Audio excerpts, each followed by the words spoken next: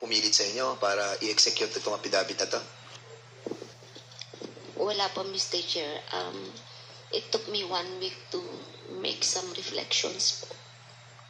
And what pushes you to execute? I realize the truth will always set us free, Mr. Chair. And at least I will be able to contribute if we really want to make this country a better place to live and for our children. I think we have to do something para maibalik po yung trust sa PNP, magkaroon po ng reform sa PNP, and yung tiwala po ng mga tao, whether victims of criminal sa gobyerno. Kanina po may sinasabi kayo na natatakot kayo sa buhay niyo at sa pamilya niyo. Saan po kayo natatakot? Of course po, it's normal, Mr. Chair, when you speak the truth, you cannot please everyone.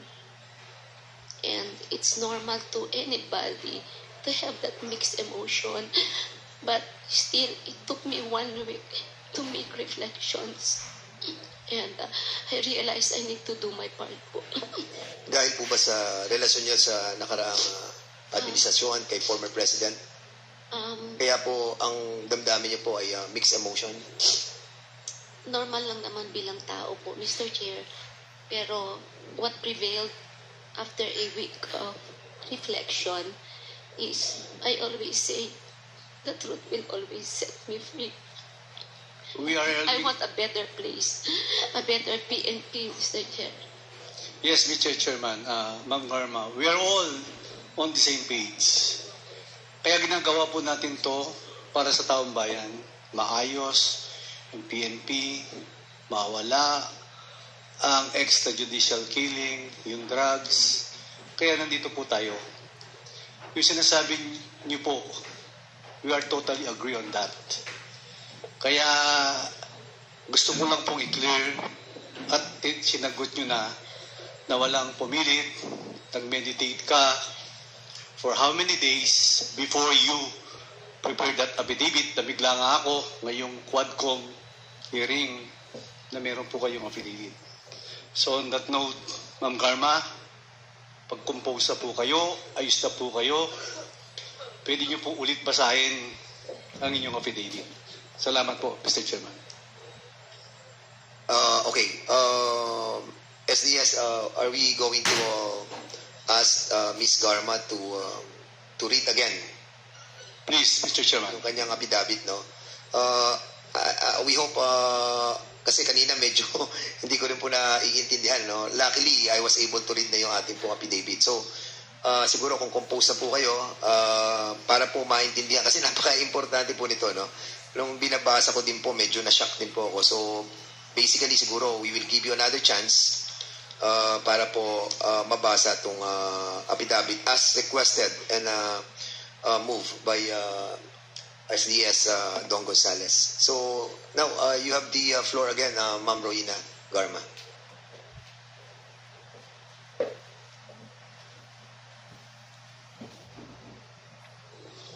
On September 12, 2024 and September 27, 2024, I was invited to serve as a resource person during the recent legislative inquiry conducted by the Joint Committee on Drugs. Ma'am, can you put the mic a little bit closer to your mouth, please? Yes, sir. During these hearings, I was asked several questions concerning my knowledge or involvement in the deaths of 3 Chinese inmates at the Double Penal Colony and the death of General Wesley Barayuga, all focusing on the alleged extrajudicial killings of the aforementioned individuals. I was also questioned about my relationship with the former president, as well as my career as a police officer and my tenure as the GM of the Philippine Charity Sweepstakes Office. Throughout the hearings, I answered questions from the committee based on my personal knowledge. However, I did so with great apprehension as I recognized that my statements on national television could significantly endanger my life, the safety of my family, and others close to me. After considerable reflection, I am now executing this affidavit to provide a comprehensive information to the Quadcom. regarding everything I personally know about the war on drugs during the former administration.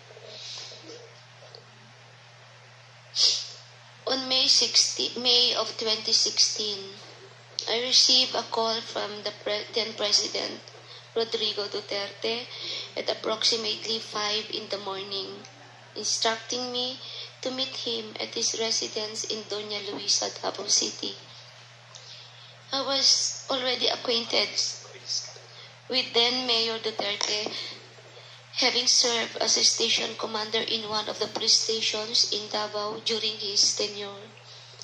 During our meeting, he requested that I locate a PNP officer or operative who is a member of the Iglesia ni Cristo, indicating that he needed someone capable of implementing the war on drugs on a national scale, replicating the Davao model. The Davao model referred to the system involving payment and rewards. The Davao model involves 3 levels of payments of rewards. The first is the reward if the suspect is killed. Second is the funding of planned operations. Third is the refund of operational expenses. Initially, I informed the President that I was unaware of any individual with those qualifications, as I had not been assigned outside of Davao, nor had I served in a national capacity with the PNP.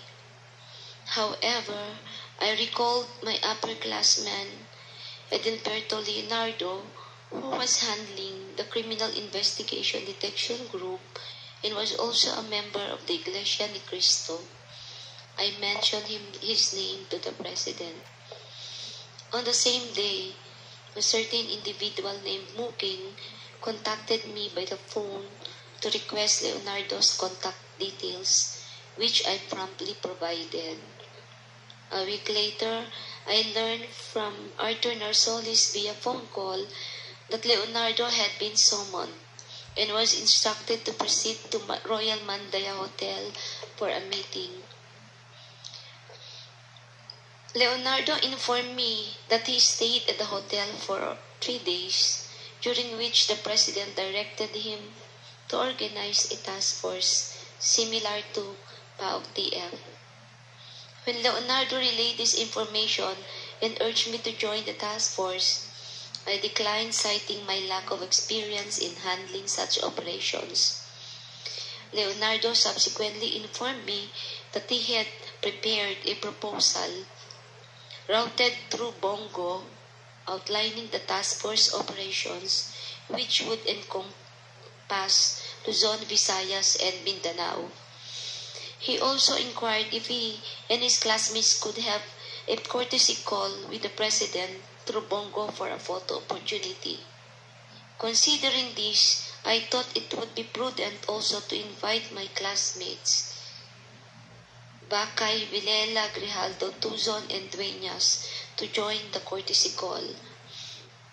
The members of Class 97 and Class 96 of PNPA were accommodated in a separate room at the TPWH office in Panacan, Davao. The President did not enter our room, and I was unaware if he visited the room of Class 96. This is 96, sir, not 97. After the courtesy call, Leonardo informed me that the structure of the intended task force would undergo changes. In June of 2016, Leonardo was transferred from Manila to assume the position of the chief of the CIDG in Region 11. During the initial 3 months of this assignment, I facilitated all meetings between Leonardo and Bongo at Leonardo's request. Subsequently, they established direct communications. Leonardo informed me that he had recalled several trusted personnel, namely, I met Lester Berganyo, Romel Bactat, Rodel Serbo, Michael Palma, and Peter Parungo to serve as operatives for the task force. Notably, Romel Bactat, Rodel Serbo and Michael Palma were all discharged as police officers.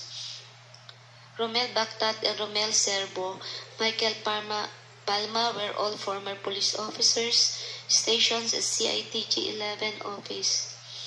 They were discharged from service on or about a year ago due to an operation that led to the killing of one individual. Lester Berganyo is a private citizen, while Peter Parungo was a former detainee in CITG due to a charge of rape that has been cleared. Romel Bactat, Rodel Serbo, Michael Palma, and Peter Parungo were charged with the task force of collecting, verifying informations provided by police officers in the field concerning arrests or deaths of individuals named in the list of drug personalities, and creating a summary report. All of these reports would then be encoded, compiled by Lester Berganyo.